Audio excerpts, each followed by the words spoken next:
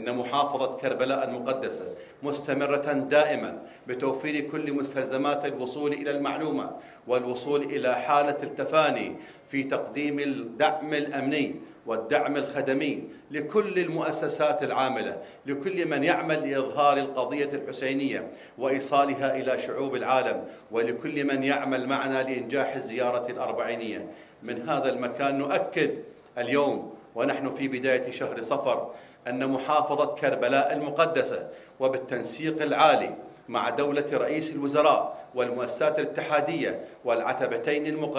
المقدستين الحسينية والعباسية من الآن هي أكملت كل استحضاراتها الأمنية والخدمية وفي كل القطاعات، ونقول للزوار الأكارم محبي آل بيت النبوة من هنا من الصحن الحسيني الشريف: أهلا وسهلا بكم من أي بلد أو بلدة قدمتم، فستجدون العراقيين والكربلائيين كما عرفتموهم بشمائلهم وسجاياهم ومحبتهم ينتظرونكم ليقدموا كل الخدمات التي ممكن أن تكون لمحب قدم إلى محبيه.